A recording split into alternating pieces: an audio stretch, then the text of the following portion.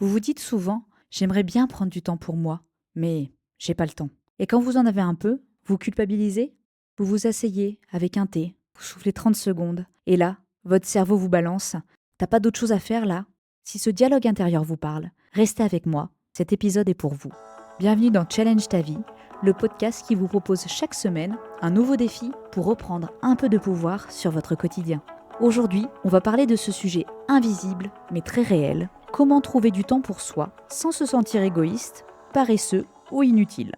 Parce que non, ce n'est pas du luxe, ce n'est pas facultatif, c'est même essentiel. Dans cet épisode, nous allons voir pourquoi on culpabilise quand on prend du temps pour soi. On verra également comment changer notre façon de voir ce temps perso. Et enfin, restez bien jusqu'à la fin car je vais vous proposer un petit défi simple pour pouvoir créer votre petit moment à vous dès aujourd'hui sans tout bouleverser votre emploi du temps.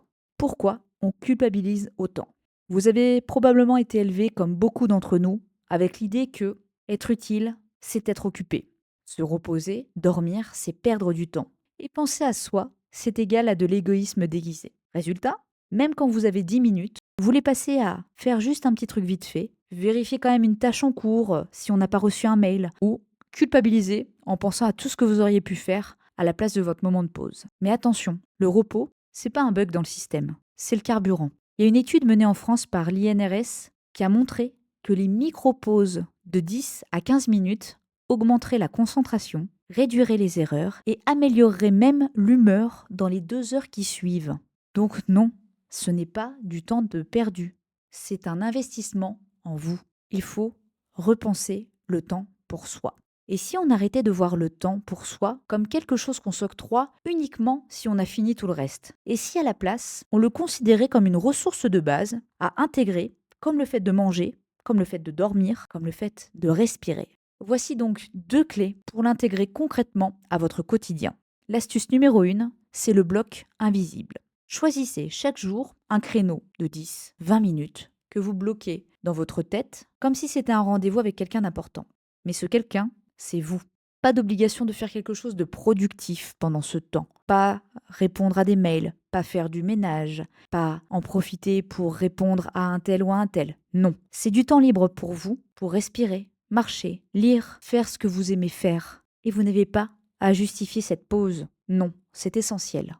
L'astuce numéro 2, c'est l'ancrage automatique. Il faut associer ce temps à une habitude déjà installée. Ça peut être par exemple après la vaisselle du soir. Vous avez 10 minutes de pause rien que pour vous. Après avoir posé les enfants à l'école, vous sortez faire une petite balade 5 minutes rien que pour vous. Quand vous avez fini cette réunion le matin à 10 heures, vous vous levez, vous allez prendre une boisson et marcher un petit peu dehors. Chaque vendredi matin, avant d'ouvrir des mails, vous écoutez une musique que vous aimez. Plus c'est associé à quelque chose de concret, moins votre cerveau essaiera de négocier avec cette pause. Aujourd'hui, pour essayer de mettre ça en place, je vous propose un petit défi. Vous choisissez juste un moment dans votre journée, même court, 5-10 minutes. Vous le bloquez mentalement, ou même mieux dans votre agenda. Et pendant ce moment, faites quelque chose rien que pour vous, que vous n'avez pas fait depuis un moment, qui vous ressource, sans culpabiliser. Et si la culpabilité arrive, vous lui répondez mentalement, c'est pour mieux continuer par la suite, je me recharge. Vous verrez, le monde ne va pas s'effondrer si vous prenez une pause. Mais vous allez recommencer à respirer. Je pense notamment aux parents. Quand on est parent, papa, maman, on a tendance à s'oublier, voire consacrer le maximum d'énergie et de temps à nos enfants. Sauf que si on ne prend pas ces petites bulles pour nous, parents, on s'oublie, on perd en énergie, on devient moins tolérant, on arrive moins à aider nos enfants. Donc vraiment, prenez ces pauses dans la journée, pour vous, rien que pour vous. Si cette question du repos, du mental trop plein et du besoin de respirer vous parle, je vous propose même d'aller plus loin en regardant mon épisode sur le fléau qui détruit notre énergie et notre temps. Je mettrai le lien dans la vidéo juste ici. C'est un très bon complément à cet épisode pour comprendre également pourquoi on a l'impression de perdre du temps et que sur certains moments où on scrolle sur notre canapé, on se sent si vite débordé, si vite épuisé. Et surtout, comment faire de vraies pauses dans ces journées. Prendre du temps pour soi, ce n'est pas un luxe. C'est pas une récompense après le devoir, non. C'est ce qui va vous permettre de tenir sur la durée, d'aimer, de créer, de gérer et d'exister sans vous perdre.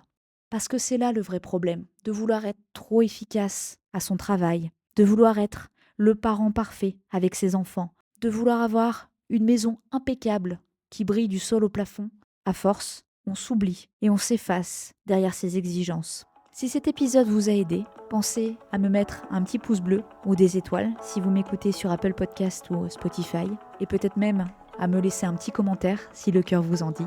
Ça me ferait vraiment plaisir de vous lire. Je vous laisse avec cette phrase. Prendre soin de soi, ce n'est pas une pause dans la vie, c'est une manière de la vivre vraiment.